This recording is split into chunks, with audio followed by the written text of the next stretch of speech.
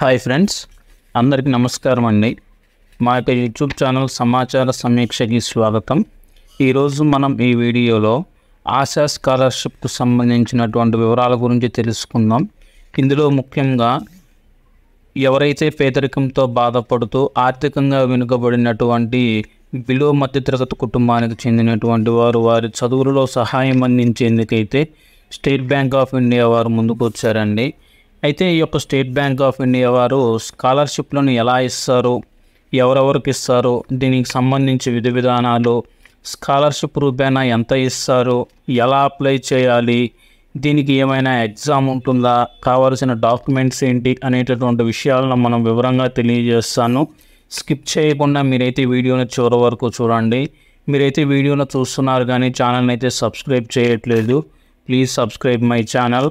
మనం లేట్ చేయకుండా వివరాల్లో కానీ వెళ్ళినట్లయితే ఎస్బీఐ, దీని గురించి తెలియని వారైతే ఎవరో ఉండరండి. ఇది ఒక ప్రభుత్వ రంగ సంస్థ, ఇది ఒక బ్యాంక్. ఎవరైతే చదువుకోవడానికి ఆర్థికంగా ఇబ్బందులు ఎదుర్కొంటున్నారో వారికి పీజీ వరకు ఈ యొక్క స్కాలర్షిప్ని అయితే వన్ టైం సెటిల్మెంట్లు అందిస్తూ ఉన్నారండి. సంవత్సరానికి ఈ యొక్క పథకం ద్వారా 10,000 మంది పేదలకు విద్యార్థులకైతే స్కాలర్షిప్ రూపేణా అందిస్తూ ఉన్నారు స్టేట్ బ్యాంక్ ఆఫ్ ఇండియా నుండి. 1వ తరగతి నుండి పీజీ వరకు, అదేవిధంగా ఐఐటి మరియు ఐఐఎంలో చదివేటటువంటి విద్యార్థులకు కూడా ఈ యొక్క స్కాలర్షిప్ని అయితే అమలు చేస్తూ ఉన్నారు. దీనికి అప్లై చేసేటటువంటి విధానానికి మనం కానీ చూసినట్లయితే దీనికి అప్లై చేయడానికి ఎటువంటి ఫీజు కానీ ఎగ్జామ్ కానీ లేదండి. అదేవిధంగా ఇక్కడ మనం కానీ అప్లై చేయడానికి కానీ చూసినట్లయితే వీరు 4 ఆప్షన్స్ అయితే ఇచ్చారండి. మొదటి ఆప్షన్లో భాగంగా స్కూల్, అంటే ఇక్కడ 1వ తరగతి నుంచి 12th క్లాస్ వరకు, అంటే ఇంటర్మీడియట్ సెకండ్ ఇయర్ వరకు ఒకటి. రెండో విడతగా డిగ్రీ క్యాండిడేట్స్, అంటే యూజీ అండర్ డిగ్రీ. అదేవిధంగా థర్డ్గా పీజీ స్టూడెంట్స్కి ఒకటి. ఫోర్త్గా వచ్చేసి ఐఐటి మరియు ఐఐఎంలో ఎవరైతే చదువుతున్నారో వారికి సంబంధించి ఇచ్చారండి. అదేవిధంగా ఇక్కడ అప్లై చేసుకునే వారికి అయితే కొన్ని ఎలిజిబిలిటీలు అయితే ఇచ్చారు.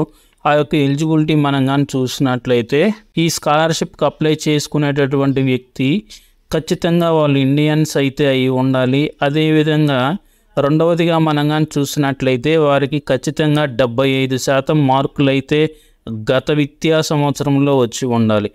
అంటే ఇక్కడ ఎవరైనా సరే ఉదాహరణకు 5వ తరగతి విద్యార్థి కానీ అప్లై చేస్తూ కానీ ఉన్నట్లయితే గత 4వ తరగతిలో వారికైతే 75% మార్కులు వచ్చి ఉండాలి. అదేవిధంగా వారి యొక్క కుటుంబ ఆదాయం 3 లక్షల రూపాయల లోపు ఉండాలి. అదేవిధంగా మనం కానీ చూసినట్లయితే ఇక్కడ వీరు 10,000 మందికి అయితే ఇస్తారు కదా, దీనిలో 50% స్కాలర్షిప్లు అయితే మహిళలకు కూడా కేటాయించారండి. 50% మహిళలకి, 50% జెంట్స్కి ఇస్తారు. అదేవిధంగా మనం కానీ చూసినట్లయితే దీనికి అప్లై చేయడానికి కావలసినటువంటి డాక్యుమెంట్స్ ఏంటి, ఏమేమి కావాలి అనేది మనం కానీ చూసినట్లయితే ఎవరైతే ఇప్పుడు విద్యార్థి అప్లై చేస్తున్నారో ఆ విద్యార్థికి సంబంధించి గత సంవత్సరం యొక్క మార్క్ షీట్స్ అయితే కావాలి. అదేవిధంగా వచ్చేసి వాళ్ళకి గవర్నమెంట్ ఐడి ప్రూఫ్ కావాలన్నమాట. ఇది ఎందుకు అన్నట్లయితే వారి యొక్క అడ్రస్ ప్రూఫ్ కోసం. ఎందుకు అన్నట్లయితే ఈ యొక్క స్కాలర్షిప్కి ఇండియన్స్ మాత్రమే అప్లై చేసుకోవాలి కాబట్టి. అదేవిధంగా ఇప్పుడు విద్యార్థి ఏ సంవత్సరంలో అయితే చదువుతున్నారో ఆ సంవత్సరానికి గాను తను కట్టినటువంటి ఫీజు రిసిప్ట్ కావాలి. అదేవిధంగా proof of current year education, అతను ఈ యొక్క సంవత్సరం కాలేజీలో కానీ స్కూల్లో కానీ చదువుతున్నాడు అని దానికి సంబంధించి ప్రూఫ్ కోసం ఒక డాక్యుమెంట్ అయితే వాళ్ళకు సబ్మిట్ చేయవలసి ఉంటుంది. అదేవిధంగా విద్యార్థి యొక్క బ్యాంక్ అకౌంట్ డీటెయిల్స్ని అయితే ఇవ్వాలి. అదేవిధంగా ప్రూఫ్ ఆఫ్ ఇన్కమ్, అంటే విద్యార్థి పేరున ఇన్కమ్ సర్టిఫికేట్ ఉండదు కాబట్టి వారి యొక్క తండ్రి పేరున తీసుకొని అయితే ఇవ్వాలి. ఏదైనా కారణాల వల్ల మీ దగ్గర కానీ ఇన్కమ్ సర్టిఫికేట్ కానీ లేని పక్షంలో మీరైతే మీ యొక్క రేషన్ కార్డును కూడా అప్లై చేయవచ్చు. అదేవిధంగా ఆ విద్యార్థికి సంబంధించినటువంటి లేటెస్ట్ పాస్ ఫోటో ఒకటి ఇవ్వాల్సి ఉంటుంది. అదేవిధంగా వారికి సంబంధించినటువంటి క్యాస్ట్ సర్టిఫికేట్ ఒకటి ఇవ్వాల్సి ఉంటుంది.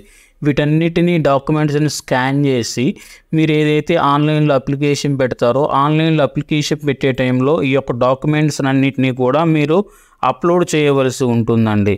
అయితే దీనికి అప్లై చేయడానికి స్కాలర్షిప్కి 1 అక్టోబర్, అంటే అక్టోబర్ 1వ తేదీ లాస్ట్ తేదీ అండి. ఈలోపు ఎవరైతే అప్లై చేస్తారో వారిలో నుండి 75% మార్కుల పైన ఉన్నటువంటి వాళ్ళు అప్లై చేస్తారు కదా, టాప్ 10,000 మెంబర్స్ని సెలెక్ట్ చేసుకొని వారికైతే ఈ యొక్క స్కాలర్షిప్లను ఇస్తారు.